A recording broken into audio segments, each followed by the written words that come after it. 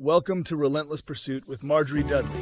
Real conversations with entrepreneurs, business owners, and leaders who refuse to settle. This isn't about overnight success. It's about the decisions, discipline, setbacks, and standards that shape extraordinary results. If you're building something that matters, you're in the right place.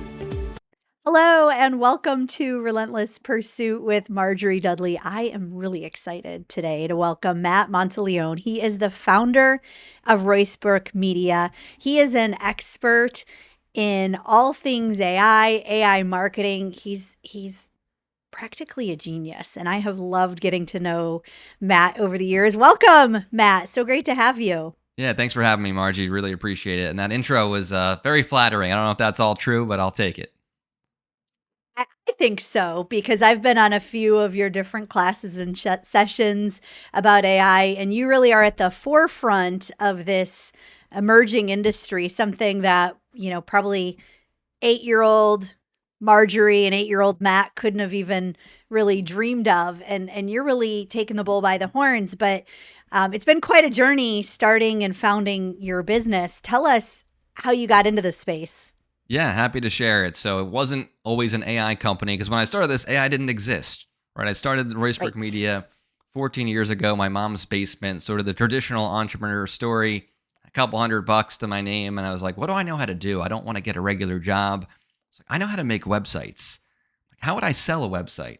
Yeah, I know what I'll do. I'll just walk door to door. So I went to every small business in every neighboring town. I just drove every day, knocked on the door, asked if I could have a few minutes of the owner's time. Of course, sometimes you get the door slammed in your face. Sometimes they actually sit down with you.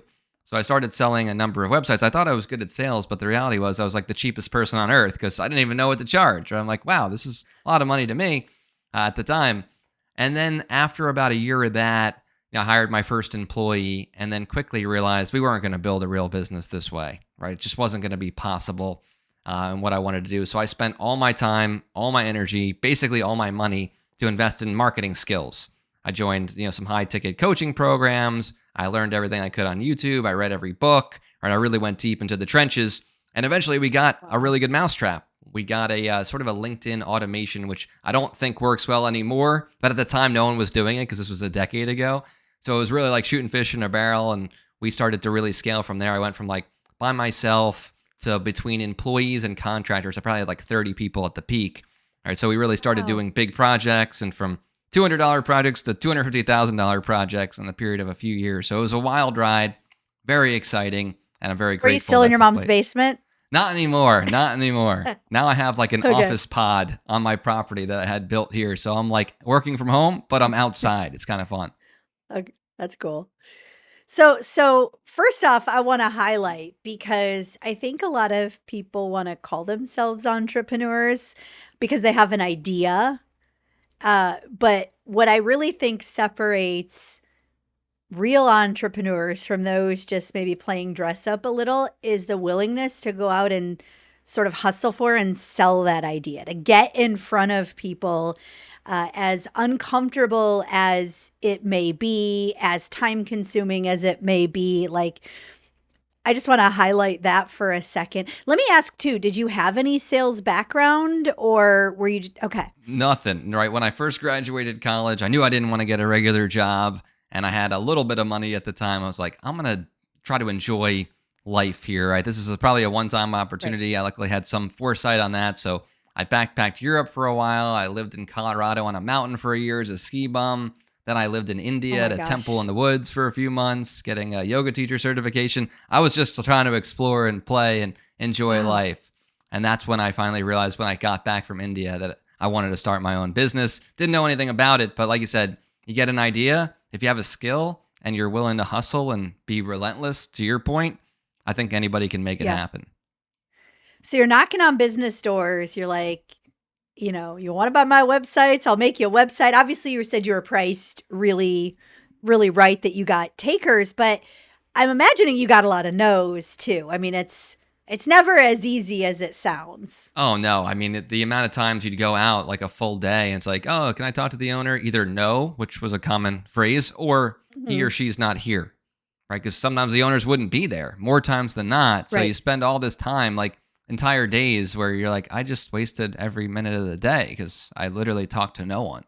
So those were Right. frustrating experiences. I just knew if I got enough no's, you'd eventually get a yes. I mean, come on. That's the lesson we try to share with our a lot of our clients. And sometimes we come across people who are afraid of being pushy. You don't sound like the typical, salesperson. You're obviously, you're outgoing, but it doesn't sound like you're born and raised around sales necessarily. So what gave you that fearlessness to get those no's and to not shrink back and be afraid of, being too pushy, or like, how did you summon that chutzpah? Yeah, yeah, I like the way you phrase that. So I really think it just came down to like I've really tried to train myself not to be afraid to fail because you always fail. You're never going to be good at something the first time you try. It's literally impossible. The first time you play Yes, tennis, you're not going to be good at it. Right? If you compare yourself from 100%. day 1 to day 365, it's going to be night and day. So like you're going to fail all the time. And even if you're the best in the world, I saw a quote like Michael Jordan said he missed 20,000 shots in his career. And like technically that's Right. failing, right? The goal is to get the ball in the hoop. So he failed 20,000 times. God knows how many games he lost, but nobody really remembers that, right? They remember the wins, the big Right. wins, and you have to fail to win. There's literally no other way. Even a good example is like lifting till failure. If you go to the gym, you just lift a little bit, you're not really going to grow. You have to actually lift to failure, which stresses the muscle, Right. and then you eventually grow from that. Imagine if every self-proclaimed entrepreneur sold to failure, right? Like they knocked on doors until, until they couldn't anymore. I mean, that's one of the things I see, and I've talked to a few folks who are struggling recently, and there's a fear of that failure. There's a fear of being too this or too that, or not enough, or I don't want to, or I'm, and they might not always call it a fear, but it's really being so willing to just figure it out, knowing that you're not going to get a home run on the first try necessarily. Yeah, it's 100% right. And I say this to myself all the time. It sounds slightly morbid, but it's good motivation for me. Like anytime I don't want to do something or you're worried about something, it's like I literally say, I'm like, I'm going to die one day. Like, am I going to regret all this? Like, Yes. this is a lot of the minutia is like absolutely meaningless, I'm sure, at the end of your life. So, why am I going to care about that now? And an exercise I do, I'm like, is it going to matter in a day? Is it going to matter in a week? Is it going to matter in a month? 99% of the time, problems aren't going to matter in a month, right? That we think of as so big. So it's not going to matter then. Yes. Why am I going to waste my energy on it now? There's no benefit.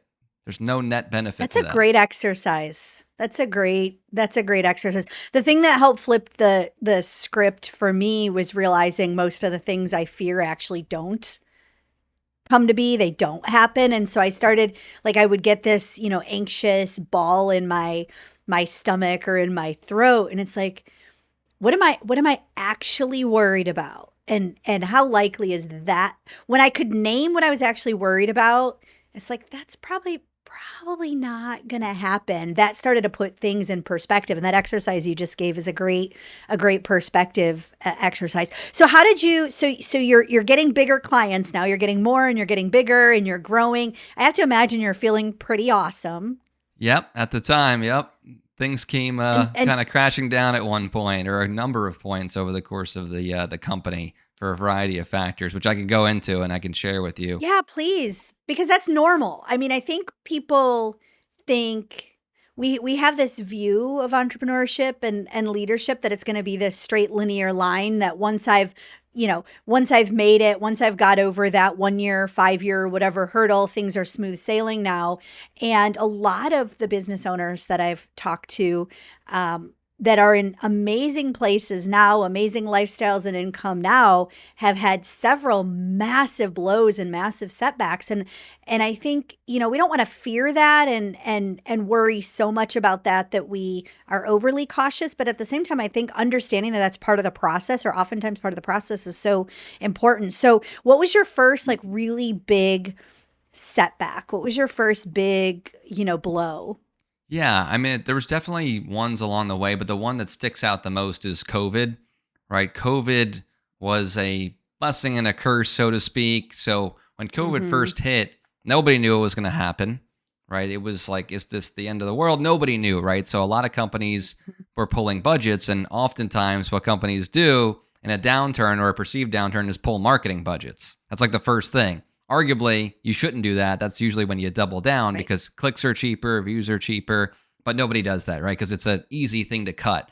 So when COVID first hit, at first I didn't think anything of it. And then within like a month and a half, we probably lost 35% of our revenue. I've got salaries, I've got employees, right? And a lot of it's fixed cost, right? So that's a good chunk of all the money, and reached the point where I'm like, I'm not only not getting paid, right? I'm losing money. And going through multiple times in business where I've actually worked months, 80 hours a week and lost money, right? That's a hard thing to stomach for a lot of people, right? And including myself, where you're like, I just worked so hard and I made negative money, right? That's nobody wants to experience that.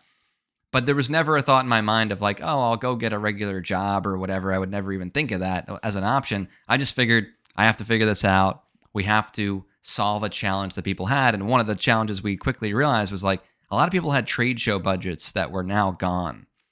So these old school businesses that spend a lot of money on trade shows, some spend multiple six figures a year. I'm like, where's that money going to go?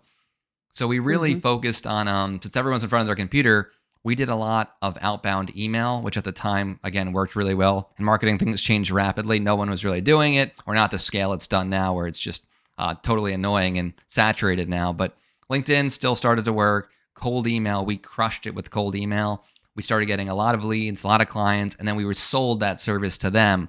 So we went from like what looked like it was going to be our worst year to actually one of our best years. It took about 4 months to kind of right the ship.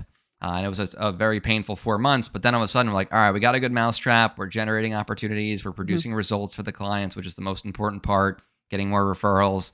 And it just changed everything because we saw that gap where the trade show budgets, so we were going to be gone. So we just targeted those companies. I think you're glossing over a lot, though, because you just made that sound incredibly easy.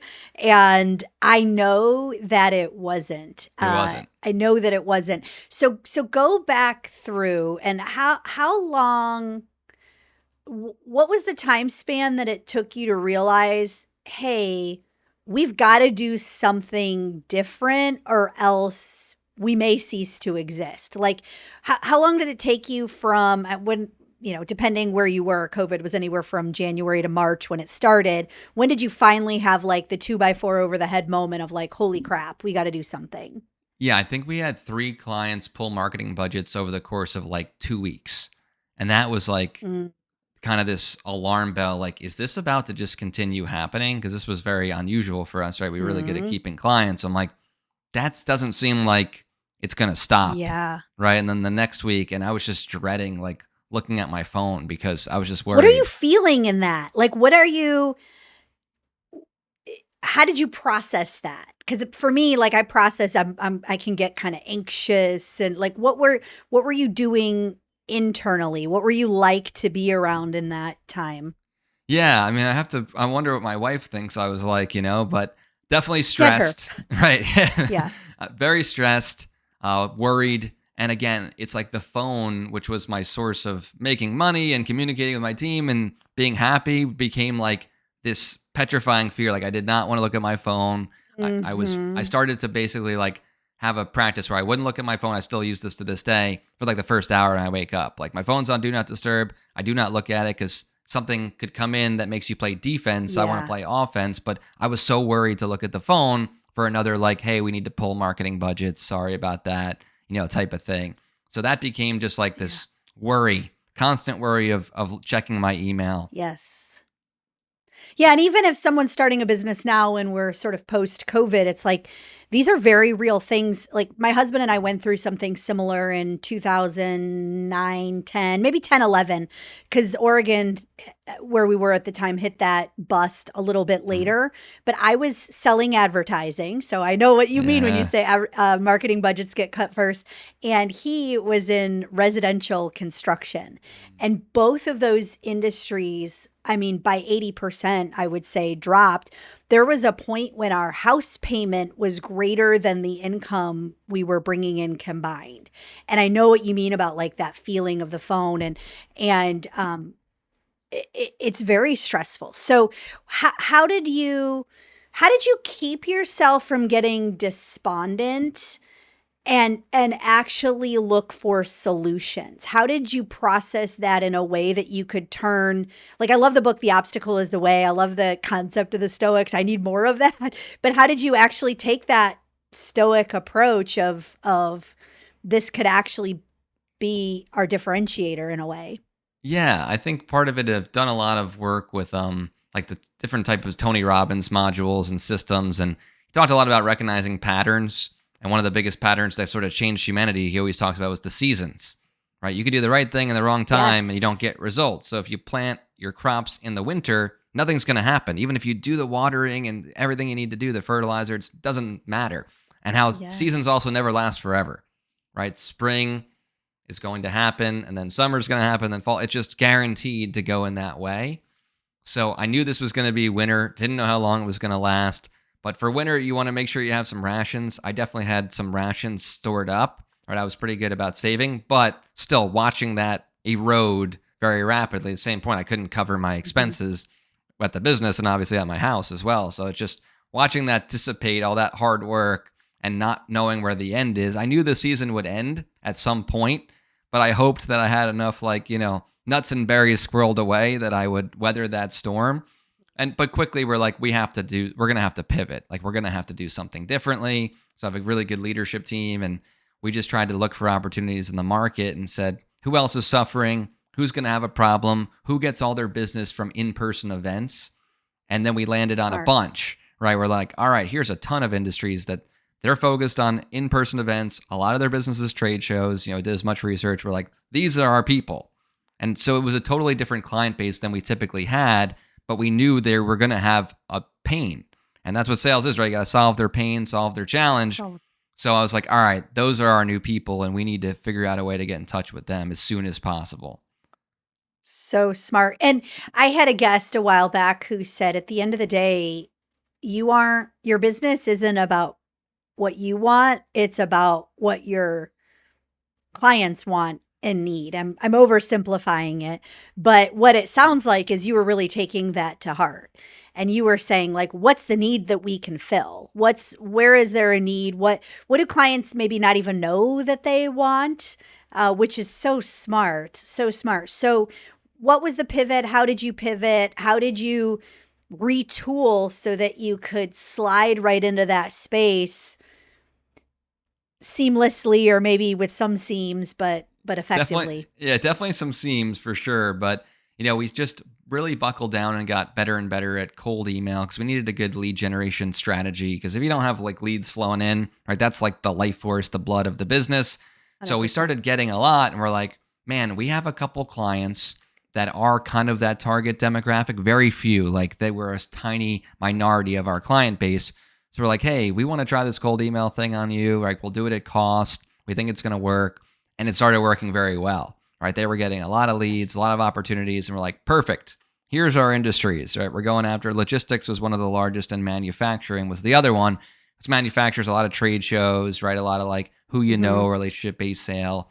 And logistics was going crazy during COVID, right? Like shipping containers 10x in cost at one point. So people were really Wow. going nuts, and no one had allocation too, because there was so much shipments going on. So we're like, oh man, we can slot in here nicely. And we just built our content to target those people. We tried to really understand the industry, their pain points, how we could solve them. We got access to the right tools and databases, and then we just blanketed the market, right? Reached out to every single one we could find, set up meetings, and started closing Were you deals. physically like calling? You were picking up the phone and We calling, or? actually no, we actually did everything, digitally, right? So I didn't really have like a cold Okay. call team. I mean, I've done plenty of cold calling and door knocking back in the day, but Yeah. the volume in which we thought we needed and the time we had, we just spun up a ton of email accounts, Okay. LinkedIn outreach for everybody in our team, right? And we just we knew it was going to be a numbers game, right? And we started to really build case studies off those first couple clients we had. So we had video testimonials. So when we reached out to them, they're like, well, I don't know you. You're a stranger. We're like, well, here's the proof. This is a person just like you talking about how he took their leads from 20 a month to 250 a month for their sales team. So Wow. we just really doubled down on case studies and really niched down at that point. All the copy was like super specific, right? It was, they say good copy, the reader like understands, but great copy, the reader feels understood. So we wanted them to like, we know your challenge, we know your pain, and we can solve it for you. Yeah. When I teach and coach and train on a lot of phone prospecting, and the way you know you've nailed it is when you verbally express the pains you solve and someone basically goes, "That's me." Yeah. Like that. And so it sounds like you're doing the written version of that in these emails, and people are responding.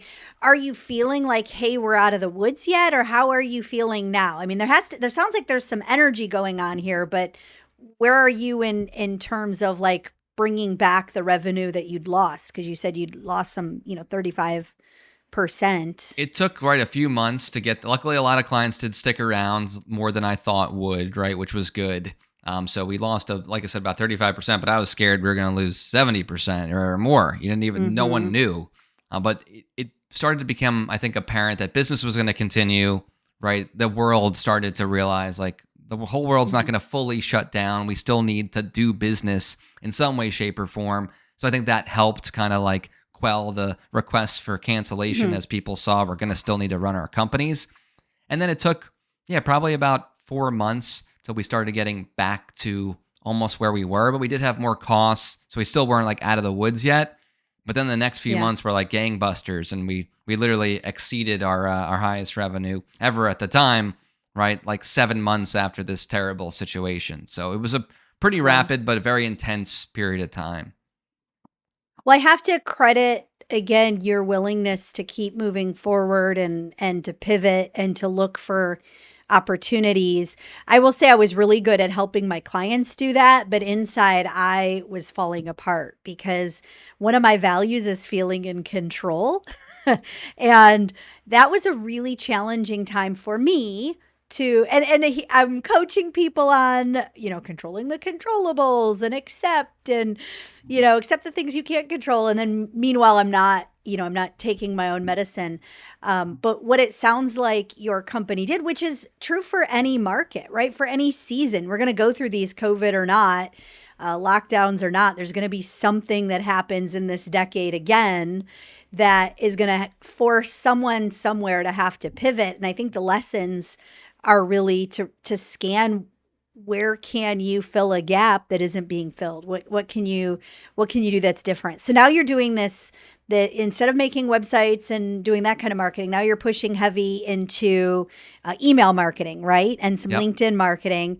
And that continues for how long? And how does that play into your business growth? And what does that look like over the next little bit? Yeah, that played in for a while. I mean, it reached a point where it was like, do I want to really scale the agency with a ton of people and headcount, which has its own challenges? And so we started to decide, hey, we're really good at this. We should teach this to companies, right? We can teach this to entire companies. We built like a coaching program around it, a group coaching program with some one-on-ones. And we scaled that pretty significantly over like the following year, which was great, right? We did that for a while. But then like every time, right, a particular strategy in marketing, especially in marketing, gets saturated. Like once people figure out it's a good idea, it's a matter of time until everyone's doing it.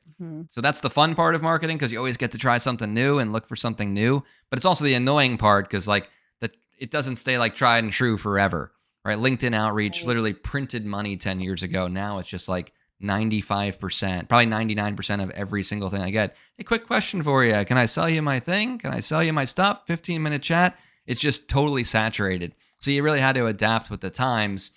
So eventually we had to adapt again. And that's, of course, when AI decided to really come out. And we're like, this is another giant threat and giant opportunity. And I've got a good story I can share with you about that, but I'll pause here and see what question or comment you might have. Well, I just want to highlight that you just nailed it with giant threat, giant opportunity. I think that is, if we can remember that anything that is a giant threat is also a giant opportunity. And that can be hard to do in the moment. But if you're paying attention to the patterns, the seasons, you see this time and time again. One of my favorite musicals is Hamilton. And obviously it's going, back to the Revolutionary War, and one of the best songs is talking about what a time to be, what a time to be alive. And I think, oh my gosh, I would hate to be alive then. That seems so awful. But people, and obviously it's a musical and it's glamorizing it, and I get it. But point being is builders are always looking for the opportunities and threats. And that's really exciting. And what I think I've always appreciated about you is you're such a builder. You are really, and entrepreneurs tend to be builders as well, but you're always looking for what's the next thing that I can leverage. So I'd love to hear your story. Yeah, no, I appreciate that. And yeah, that's when ChatGPT first got released. Now I know people say AI has existed from the 80s or 90s, but let's just talk about like when it became available to the masses. So that's when everyone kind of knows AI. So ChatGPT comes out, you're just kind of playing around, making like stories for your kid, or like, oh, it can do this, it can do that. But it was hard to understand the level of impact it was going to have, at least for us. But another couple months later, we were like, okay, this is going to be like a business tool, not just like play around and write articles and funny stories. So we sat down with the leadership team. We had like a quarterly offsite, and we're like, all right, let's go through every single industry we think this is going to disrupt or isn't. And we almost couldn't even get to anything that it wouldn't disrupt. All we literally landed on was like live sporting events, live concerts, like in real life stuff. Right, we're going to want to be IRL, as the kids say, right? You want to be in real life. And that was going to probably be a booming industry, as it was like an anti-AI thing. But quickly, we built an AI plan to implement AI, but not fast enough, because the same sort of thing started happening. It's like, why would I pay you guys to write articles and blogs? This ChatGPT thing writes it and it's free, or $20 a month. So it seemed, and it is happening by the minute, the marketing industry was going to get repriced. Right? It was like a race to the bottom. And I don't like to be in an industry where it's a race to the bottom. So our only option, again, was to like, we can either see this as the end, or we can just use AI to our advantage. And we went all in. I mean, we studied everything we could, every course, every program. Like, I got our guys certified, and we just went nuts with AI. And we're like, after we realized the potential, like, this is going to change the world. And it's going to continue. It already has, but I think it's going to be exponential from here in terms of what AI is capable of. And we decided to basically try to replicate ourselves, which I think what Blockbuster should have done, right? Disrupt yourself. Put ourselves out of business. Yes. If we were an AI company, how would we have put ourselves out of business? Well, I would build an entire team of AI agents that does all the jobs we can do. So content marketer, paid advertising manager, right? Social media manager, SEO specialist. And we literally built agents that can do all those things. Now, we could have said, hey, we're going to just sell services and charge a little bit less, but we're going to make more because the margin's larger. But again, I thought that would be like a Band-Aid on a gunshot wound, because eventually that will not suffice, because people will be like, oh, someone built this, I don't need that anymore. So we're like, we should stand up AI marketing departments inside of a company. So after we mastered how to do it, we literally go into companies and we build their AI marketing department. So they don't have to hire a full-time team. I'm not trying to displace anybody. Most companies we work with are like 5 to 100 million in revenue. They don't have a full-time marketing team, nor do they have the budget for a full-time marketing team, or they would never even know how to manage a full-time marketing team. So if they have one person on their staff, right, that person can manage this team of agents that work autonomously. They have KPIs, they have job roles and responsibilities, and they come to you proactively and say, hey, I missed this KPI. Here's why. Here's my plan. Or I hit this KPI. Here's the report. They run everything as if they were FTEs, right? Full-time equivalents. It's absolutely absurd. And when I think about it, like what we're doing now and working with these AI teams, I'm like, this was unimaginable even 5 years ago. Like, my brain wouldn't even have been able to imagine it. I'm sure somebody could, but I couldn't.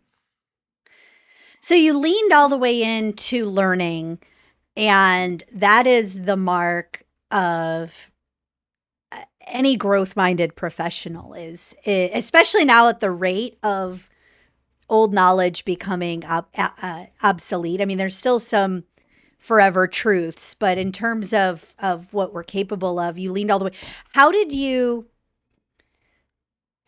pick? And what I mean by that is there's kind of information overload right now. Yeah.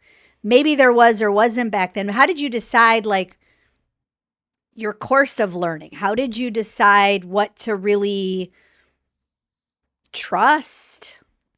Is Yeah, that making sense? yeah, it does. It's a good question because there's so much out there, and the reality is you just have to try as much of it as you can, see what resonates Yeah. with you, see what actually works, what actually produces results. I mean, you can look at reviews and stuff, but it's like once you get into an AI agent framework, you realize it's however you build it, right? The brains are already developed because ChatGPT, you plug in that brain or Claude, right? You can plug in whatever sort of brain you want to these systems, and then it's just how you build them. So we're like, as we learned that, we said, hey, what do we do every day, right, that we know gets our clients results? All right, SEO. What does SEO need? You just broke it down further. We need content. We need to identify keywords, meta tags, right, backlinks, all these different things you need. Like, cool. Let's make the AI agent do it. So instead of like trying to reinvent the wheel, and that's what I tell people with AI, take your manual process that works super well. It's just a giant pain because it takes way too much time, and then use AI to replicate the process. So you don't have to like guess if it's going to get results because you already do it. You've done it manually for years. You just want to replicate that. So we really just said, hey, we believe AI can execute what we tell it to execute. It's pretty good about that if you give it the guardrails. Let's just automate stuff we already do. Like, let's just simplify it and make AI do it instead of a person do it. Yeah. Okay, so I have a mix of opinions even to this day from clients and different contacts about, still some fears about AI. How did you, or what prevented you from, for lack of a better word, being scared of it, or what prevented you from maybe feeling like, hey, this is a bridge too far, this is too risky? How did you know, in a sense, to trust it or to be okay with it? Yeah, I mean, in fairness, we definitely have guardrails in place and we have like checks and balances, and security is a major issue. But I'll kind of frame it this way, and this is the way I like to think about stuff. It's like every single technology is some type of energy, right? So a car Mm, in the right hands can deliver life saving medicine, or a person could like run over a crowd, right? It's the exact same energy. mhm. It's just how it's harnessed, or nuclear is another good example. Nuclear power versus a bomb, Yes. right? So it's like you can't be scared of nuclear. Uh, Energy, if you will, because it could blow stuff up. Because the other side is it can produce an unreasonable amount of power at a very like cheap rate, Right. which is going to be required for society in the coming years, right? It already really is. So you have to be able to Right. harness the energy, right? You have to be able to put guardrails in place. You don't want to put a nuclear power plant with no guardrails in place, right? That's something that has happened before, and Exactly. the results are very bad. And you want to have licenses for people that drive cars and make sure they don't drink and drive and all that stuff. So you put guardrails in place, but you're not going to like, I'm not going to drive. There's an accident today. Like, you would never do that, and no logical person would do that. Right. But that's sometimes how people treat like new technology or AI. I would so agree with this, and I remember having this conversation with a client where I said, it's coming whether we like it or not, and if good people don't take the time to learn it and, in your words, harness it, then all that's left is the bad people who will. Hmm. So in a weird way, it felt like a duty and an obligation and a responsibility that well-meaning good people are staying as on top of the new technology, the new energy, the new tool, as not. So I really like that approach. What would you say? What would you say to people right now who are just dabbling in AI? What advice would you give them? Where would you tell them to start? How would one get started? I mean, it can really be overwhelming. I've even found it to be overwhelming, and I think of myself as leaning in and not being against it or anything like that. So what would you say to a lot of people who are maybe just getting their toes in the water? Yeah, I would say it's one of the things that there almost is nothing else that will be more important than this, right? This is not going to be optional. It's going to be a requirement to be successful, I think, in the workforce in any capacity. So just like if when the computer first came out, you're like, I'm sticking with my typewriter. I'm never using that. Like, you would have not worked there anymore pretty rapidly. Right. It was not optional. And the people that decided to learn about the computer, right, they had a massive advantage, and they had these new industries and network engineers and computer programmers. So there's a whole new space. So one of the ways I recommend is, again, think about something that is manual for you now. Literally go to YouTube, right? Find a video that explains how to automate it. Take the transcript and put it into Claude or ChatGPT and say, hey, give me a learning game plan to actually be able to build this myself. Because now we have all the tools we can sync together, so we can take someone's tutorial. We all watch a million tutorials, right? And most of the time, what happens? You're like, oh, that was cool. Nothing happens after that. You don't do anything with it. So take the Mhm. tutorial, give it to AI to give you like a game plan. It could even make you like a strategy worksheet or step-by-step plan to implement it, and then you'd be able to follow along. So I like that to Give use one more AI to help. specific example. Uh, Give one more specific, like take that example, but make it like really specific to anyone. Like pick something. Yeah, so let's do like and this is one that's a little bit riskier. So I'll say make sure you understand your IT department, what's allowed, what's not allowed, right? And give yourself some Sure. guardrails. But Disclaimer. yeah, disclaimer, inbox management or calendar management's a one. So now I don't recommend this again if you don't know what you're doing, but you could give an AI access to your inbox and create a workflow to say, "Hey, I want you to look through my emails every day.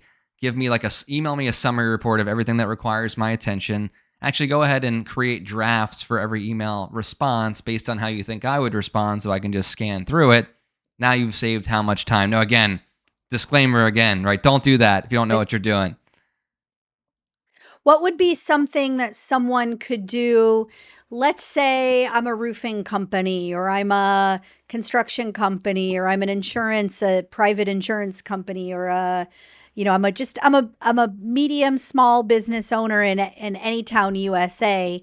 What would be something that I could do to maybe help me grow my business, like kind of turnkey before I'm ready for full on Matt and team Yeah. A+ services? I could get started with what? I think the number one thing that these companies could get started with is social media, right? Management, so to speak, because it's public facing. So you're not giving it access to your email or data, client facing data. You want the world to see your information. So you're only feeding it what you want the world to see. So there's a lot more like security in that respect. And one of the ways we do this, and that I recommend people can do this, and they can build this themselves with a variety of tools. They'll just look at a tutorial, you'll find it. Figure out what's trending in your space, influencers you like that talk about the same type of stuff, publications that publish articles on the content that you like to talk about. And then you would basically have a system that feeds that into like this database every day and then rewrites it automatically in your voice and brand, because you could train the model on all the content you've ever written. So you can literally walk in every morning and have pre-written social media posts in your voice, in your brand. And if you don't want to go that far because you really want to put your 2 cents on it, you could either have a feedback mechanism, which is what we have, so I can give my 2 cents on every article that's published in our space, or everyone that I like, I should say. And then it will rewrite it automatically in my voice. I go back and forth with the AI, and now I have social media content. And since I've been doing that, we did a lot of outbound. Now I'm finally doing social media because it's fast and cost effective. I think my LinkedIn is up like 7,000% in the last 90 days. Like I'll have posts with 40,000 views, right? 30,000 views. And that's not like Mr. Beast or anything. But for me, I wasn't really doing any social content before, right? Because it was just a big pain in the butt. You had to research something. You got to find something topical. You got to make the image. You got to write all the copy, proofread it. It took forever. Now I can manage my entire social media right to that level in an hour a week. That's incredible. So give people like what's 1 or 2, maybe 3 tools that you say, hey, if you are in sales, own a business, if you're an entrepreneur right now, you should not even be existing without these couple tools. Yeah, I mean, Claude Code or Codex from ChatGPT from OpenAI are fantastic. Like they are game changers. It's going to take you a minute to understand how to do everything, but if you want to spin up any type of like little software that could help you do your job, that's all possible in Claude Code. The next level up, I would say, is like OpenClaw or Hermes Agent, which is like an AI agent framework where you can really build those job descriptions, right? You can build roles for these individuals. So that's like the next level up. But even if you just start playing around with Claude Code and realize like what you can build, the thing that I just described with the social media tool, you could definitely build that inside Claude Code. Now, you don't have to be a coder to use Claude Code. That's the brilliant part of it. You talk to it or type to it, explain it what you want it to build, and you'll have like a prototype within an hour. Gosh, dang, that's incredible. So we know that we are in a disruption right now, and it is going to be massive. What would you tell people to be looking out for? How would you encourage people to pivot in all the ways that you've pivoted? How would you encourage people to be ready to pivot? How would you encourage them to be looking out? Because I imagine some professions, the herd is going to thin in certain professions and industries. So how can everyone for lack of, how can everyone choose to stay relevant regardless of if the herd's going to be thinned in their industry? What would you tell folks? I really think the only option at this point, this is my personal opinion, is to master AI. Spend every waking second that you're not spending on your job, right, and your family, mastering AI, learning AI. This will not be an optional skill set. It's like learning the English language to work in America, right? You literally need to do it to be successful. So you have to do this. This is not an optional thing. I know people don't like it. They don't want to use it. I get that. But just like you have to drive your car to go get stuff, you're not going to walk everywhere because you literally wouldn't be able to live your life if you had to walk everywhere, at least where I live, right? I'm miles and miles from the closest thing. It would take far too much time. So the efficiency gains are far too great to ignore. And your boss, or if you're a business owner, your clients or customers are going to expect a level of speed that you will not be able to produce without using AI. So it's just like learning any other skill set. And I will say YouTube is fantastic. Now, not everything's great on there, but the amount of stuff you can learn for free, like you can learn more than you learn in college, right, on YouTube on a particular skill set. Sure, college can be an advantage for many things, but you're like, I could learn an entire thing right from here. Like I could learn an entire skill sitting in my house. Yeah, you can get full-on college degrees without the piece of paper, but take all the classes that would be the degree for free on YouTube, or, sometimes they hold that proprietary on their sites, but at the same time, it's information is no longer gate kept, is I think what I'm hearing you say and what I believe. And what that then requires is more people to be self-starters. I think what AI is going to do is it's really going to separate the people that need to be told what to do and spoon-fed from the people that are willing, like, again, going back to when you learned AI in the first place. You took every class you could, you watched every video, read every book. It's going to be that degree of self-starter that separates people who wither on the vine from those that thrive. Just like farming was completely disrupted when we got, equipment and the Industrial Revolution, people still found ways, even if they were a displaced farmer, hand seed planter, they still found places to thrive if they were willing to adjust and adapt. And so the new adjust and adapt is being a self-starter and going out and finding the information, since it's no longer gate kept.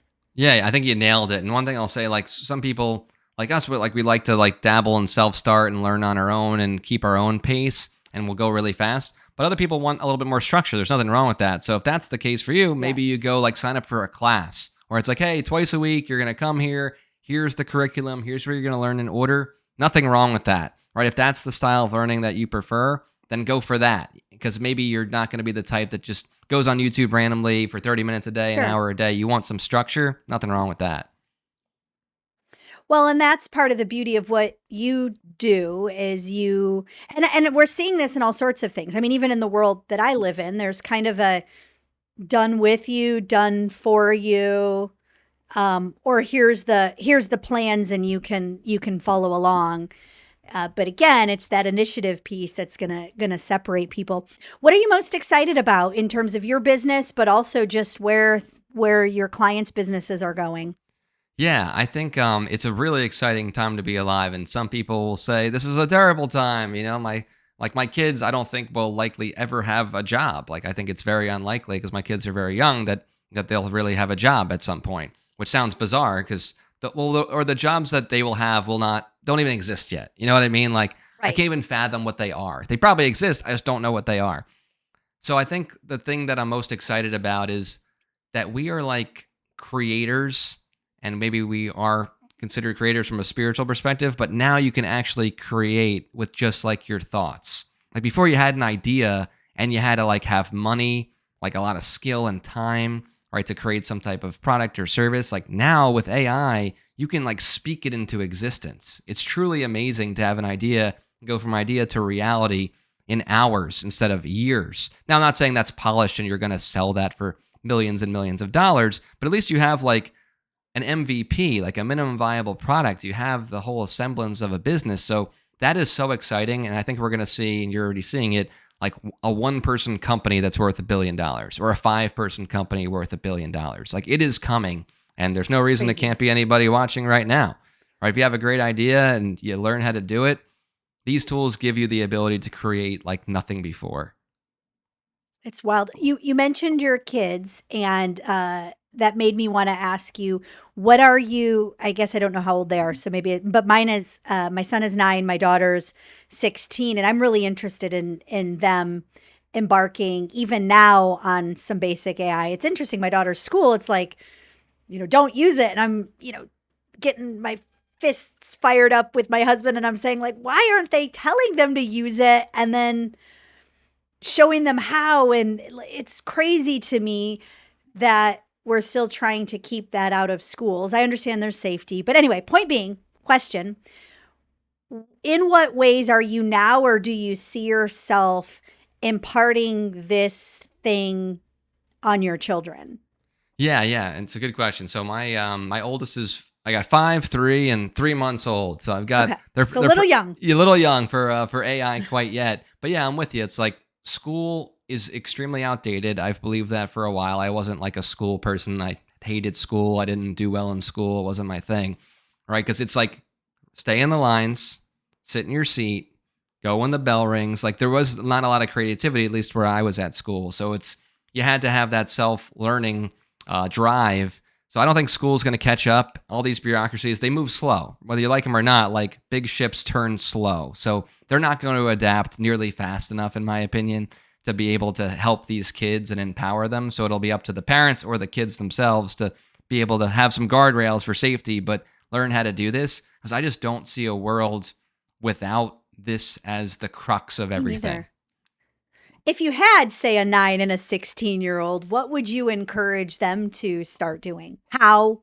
What tools? How would you give them that first nugget? Yeah, I would definitely have them get started on like Claude Code or Codex, which are like these Okay. AI coding platforms, because they can like make their own video game, right? They get something that they're interested in, because if learning's not fun, you're not going to care. They're not going to make like a spreadsheet Right. management system. They don't care about that, and they shouldn't, right? Right. Right? They want to make like a cool video game or a graphic or a moving story or a video or whatever it may be. But at least that'll get them used to like, hey, I typed this in here. Here's how I frame it. Here's how I prompt it. Here's the output. Here's how I edit it. It was just probably a really fun way to be able to experiment and be like a creator, just like a kid wants to draw with colored pencils or crayons or draw a picture. Like to me, this is art as well, and you could master it or at least get good at it. So cool. Yeah, we had my son doing a couple programs and just to kind of get it going, but I love those ideas.